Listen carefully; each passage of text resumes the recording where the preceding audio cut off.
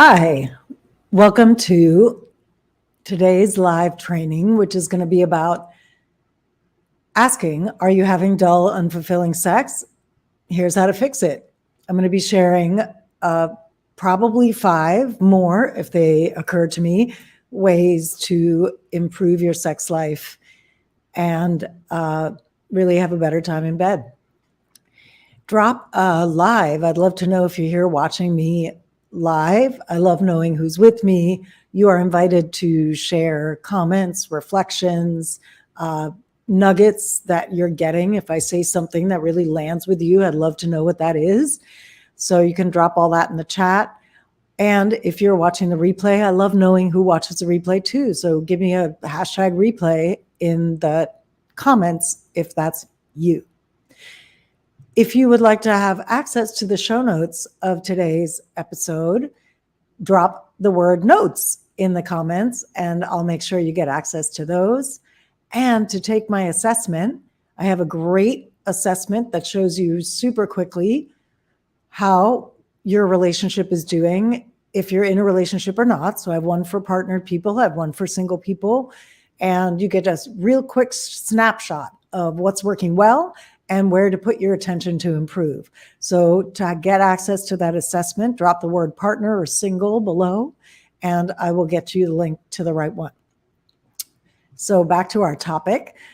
I'm Marie Elizabeth Mali. I help women I help them transform the patterns that get in the way of having the loving and connected and intimate relationships that they've always wanted. And I know for a lot of us, we want deeper intimacy and we don't know how to get that. And we have patterns in the way that often actively block us having the closer, more connected relationships that we desire. Hey, Krisha, good to see you. I'll get you that link afterwards. And so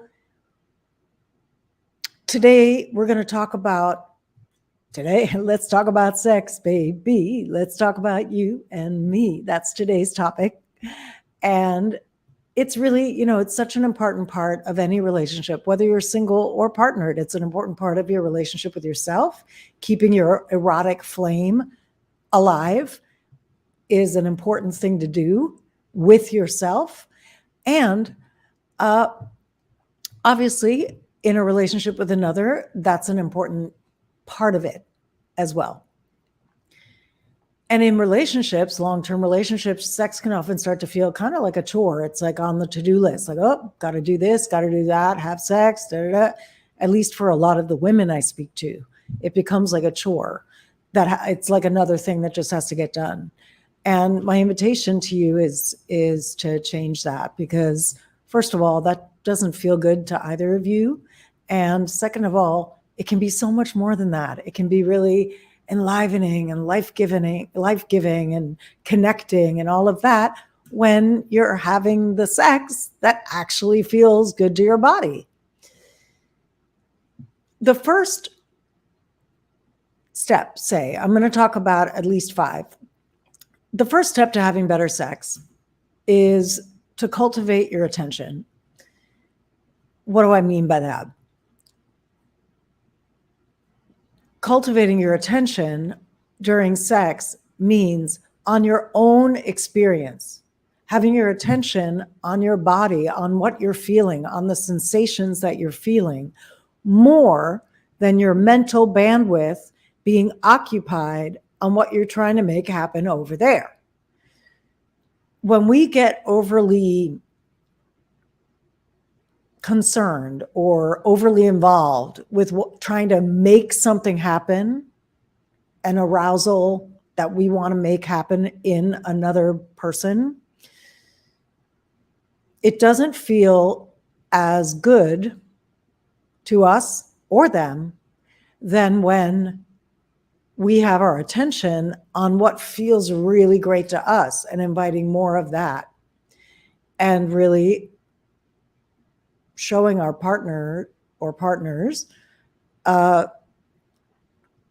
what feels great to us. So the first thing is to cultivate more attention, because if you're having sex and you're in your head, I don't know about you, but for me, it's often kind of hard to transition from the day where I'm thinking and busy working into a more sensual space.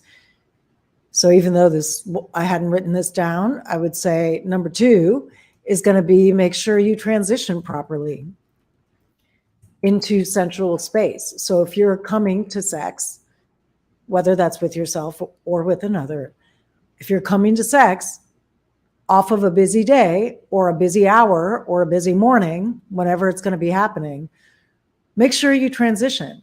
This doesn't have to take a super long time, but it's important to transition so that you can be in your body, feel sensual already. It's like trying to run a race and you haven't warmed up. You know, you would never take off around the track of a race running without a warm up. So sex is kind of like that. Like you want to make sure you have a warm up even before foreplay, right? We think of foreplay as the warm up, but for many women, foreplay never lasts as long as our bodies really need. So warm yourself up first. Whether that means putting on a sexy song and dancing to it, whether that means putting on a piece of clothing that feels delicious against your skin for you to feel sexy and in your body. Again, get your attention off of what you're trying to make happen over there. Feel good over here. It's going to feel good over there. That's the key. Now, the third, so far we've covered cultivate more attention. And again, attention on your own experience and attention on being in your body and out of your head. One of the ways to facilitate doing that is with number 2, which is transition properly. Make sure you have a transition between whatever you were doing and sex. Why? Because you'll enjoy it a lot more if you're warmed up already, if you're already in your body, if you're already feeling sensual, if you're already turned on. Sex feels a lot better than if you're trying to go to from 0 to 100 on the spot. Number 3, get to know your body better. If your sex is dull and unfulfilling, you may need to do some exploring for yourself, with yourself, about what feels good to you and what feels better than other things so that you can direct somebody more easily. And, you know, this idea, I'm not going to do that. Never mind. Sometimes things occur to me in the moment and need to be said, and sometimes things occur to me in the moment that are a distraction. And the key is to know which is which. All right. So get to know your own body better. Spend some time touching yourself.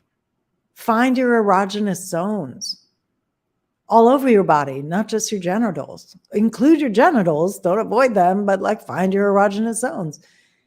And that way you can share them with someone. A word about that. This is going to lead us into what is now the 4th thing. A lot of folks don't speak up enough in sex. I had an experience once. I was at a conference. I ended up with a group of people I didn't know at the hotel bar chatting. We were all eating dinner and they were all coaches, and the conversation turned to sex. I guess they asked me what I did, and I said, I help people with relationships, and somehow the conversation went to sex.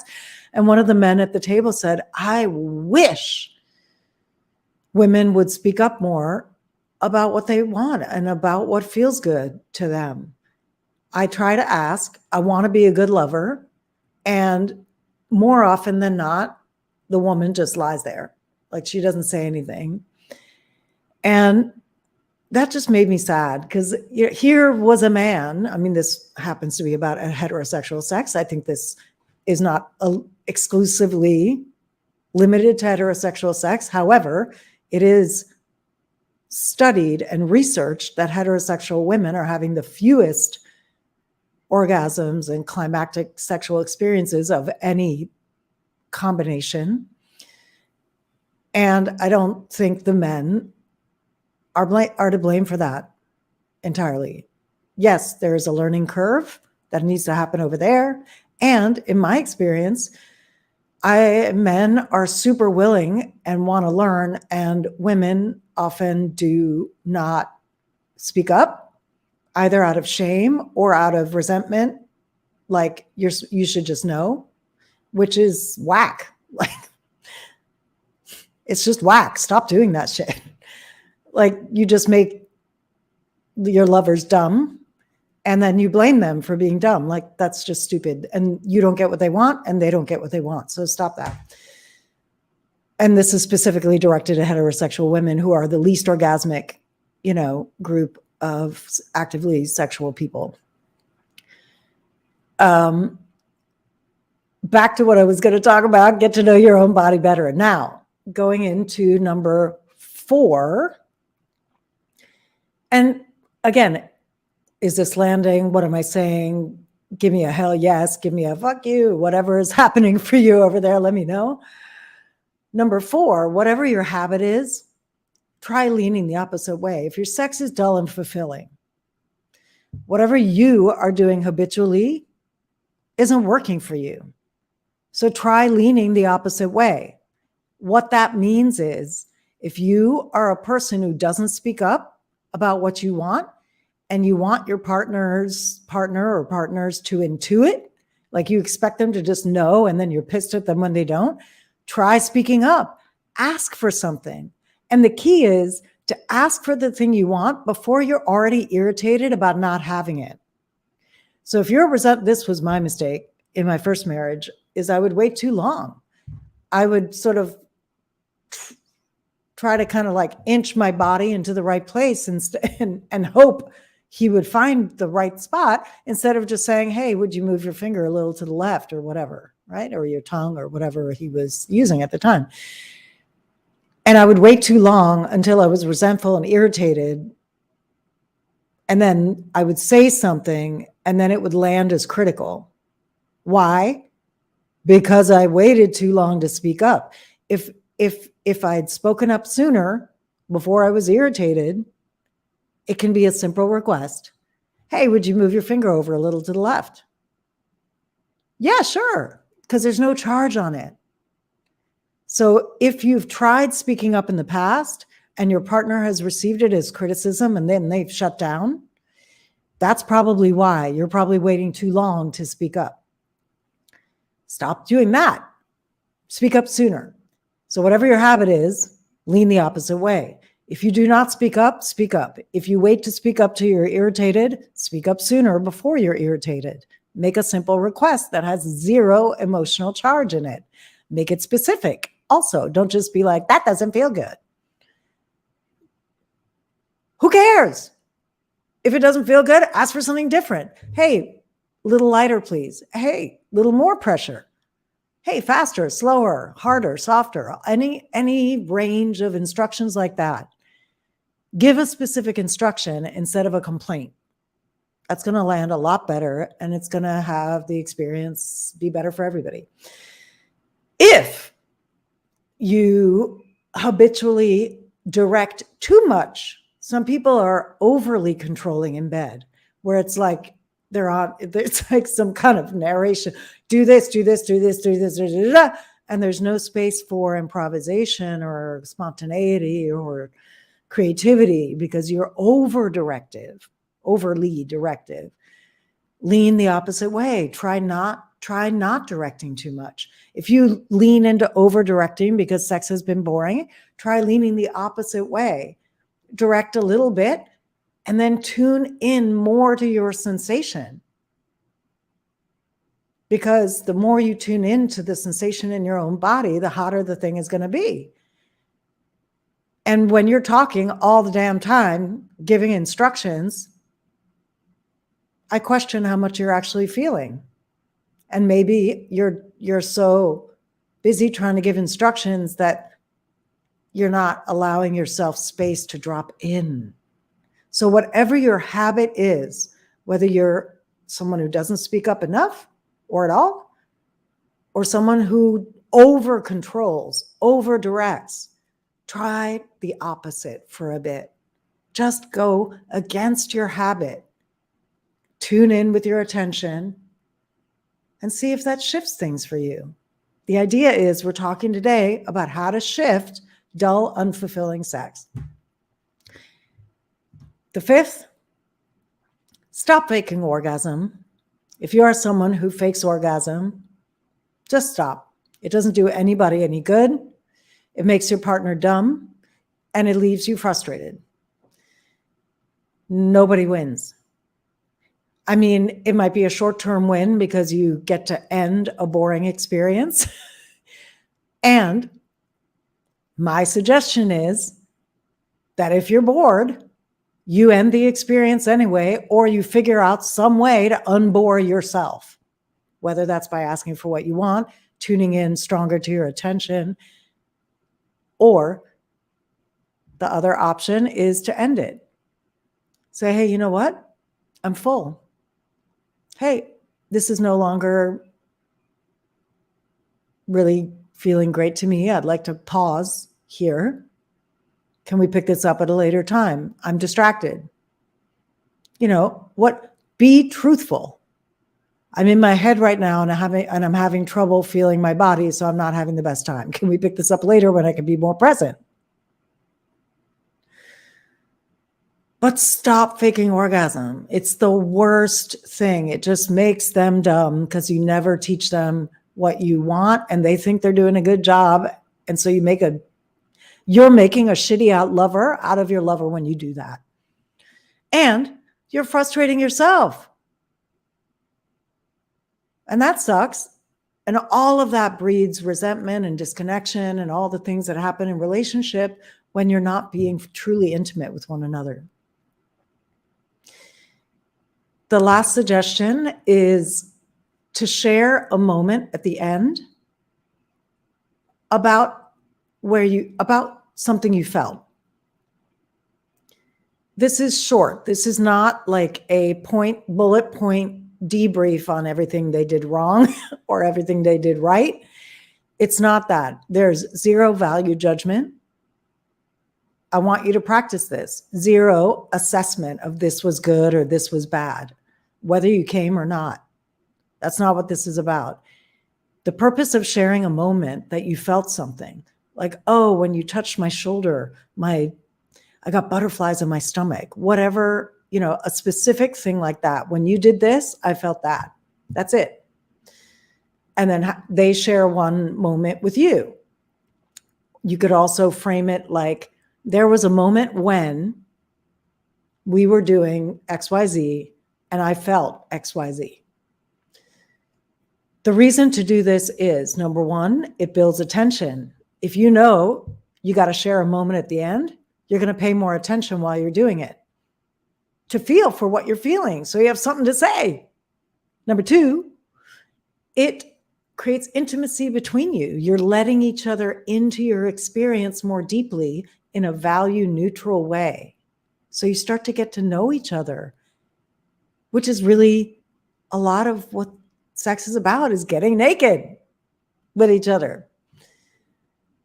Emotionally as well as physically. Some of us are very good at getting physically naked with people, but God forbid we ever get emotionally naked. Well, here's your chance. So I would love to know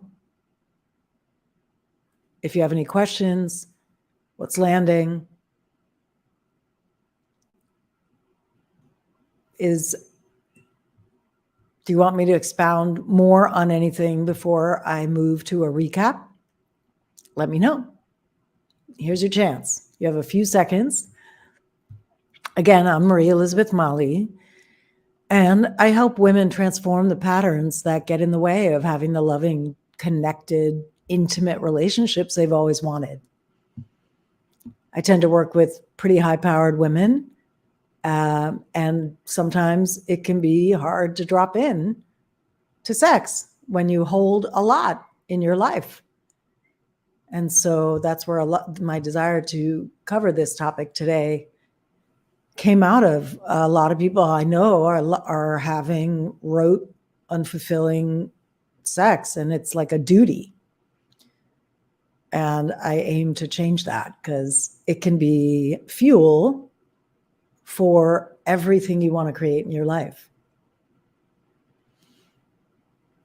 All right, so no questions have come in, so I'm going to recap now. Today we're talking about if you're having unfulfilling sex, dull, unfulfilling sex, here's how to fix it. Number one, cultivate more attention, especially attention on your own experience, in your own body. Boredom is a function of lack of attention. If you start to pay more attention to your experience, things get way more interesting. Number two, have a way to transition, warm yourself up before shifting to intimate sexual time with somebody or with yourself. This can be to take a bath to relax, dance to a favorite song, put something on your body that feels good, doing a dance that feels good, touching yourself. The idea is to begin embodying and coming out of busy workspace first so that you enter the sexual arena already primed, already turned on, instead of expecting yourself to go from 0 to 100 on the spot. Number three, get to know your own body better. If your sex is dull and fulfilling, there might be ways that you need to get to know your own body better so that you can teach your partner or partners about it more effectively. And so in order to be able to show someone what you like, you got to know what you like. So touch yourself, find what turns you on, and then show somebody that. Show your partner or partners that. Number four, whatever your typical habit is, lean the opposite way. I'm referring to if you are someone that doesn't speak up in bed, doesn't ask for what you want, and you're not having the sex you want, start asking. If you're someone who waits a long time, like waits until you're already irritated by something that's happening to ask for a shift, ask sooner. Lean against that habit and ask sooner before you're irritated, because it's going to feel a whole lot better to your partner to receive a request to change something that has zero emotional charge under it because you're not irritated yet. If you are someone who over-directs, is over-controlling in bed, try leaning against that and leaving more space and cultivating more attention instead. Attention on your experience instead. And then speak up occasionally. Try speaking up half as often as you do in the past, as you have in the past. Number five, stop faking orgasm. Just stop. It makes your partner dumb. It makes you frustrated. Nobody wins. Now, this might mean having to initiate some challenging conversations like, hey, I've been faking orgasm and I want to stop. Like, you might even want to let your partner or partners in there. Or not, just stop faking it. Get proactive instead. Ask more for what you want. Up your attention.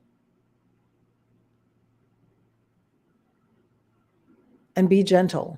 Be gentle with yourself. Be gentle with the partner. If you're not orgasmic, it's okay. Relax and allow yourself to have more attention, to work toward that feeling safe enough together, alone and together. 6, share a moment afterwards when you felt something. This sounds like, when you did blank, I felt blank, or there was a moment when we were doing blank and I felt blank. This is a moment to share a sensation you felt. I felt warmth. I felt tingling. I felt try to keep it descriptive and specific and value neutral. This is not, oh, you did so great at blah, blah, blah, or that sucked. No, this is not about what was good and what sucked. This was about a moment you felt something during the sexual experience. The reason for this is twofold. Number one, it ups your attention. If you know that you're going to be sharing something you felt, afterwards, you're going to have more attention on your body during. And it also starts to build intimacy between you and the person that you're having sex with, because you're letting each other know, or letting each other into what sensations are happening in your body. So it has a twofold benefit. You get to feel closer and learn more about each other's experience with this short phrase. Literally takes no more than a few seconds a piece. And it supports you in building attention on your own experience, because you're going to be tracking more your own experience if you know you have to share it. Not have to, but if you have chosen to make an agreement with your partner to share a moment, you're going to want to feel the moment. Thank you so much for tuning in. This has been Are You Having Dull, Unfulfilling Sex? Here's how to fix it. Again, should you want support with your relationships, a great way to start is to take my assessment. It's a quick 4 to 5 minute assessment that shows you how to, like what's working well and what needs improvement in your relationships, whether you're partnered or single. So drop either word in the chat and I'll make sure you get the link for that correct assessment for you. And we'll see you next time. Until then, remember that a great relationship starts with you.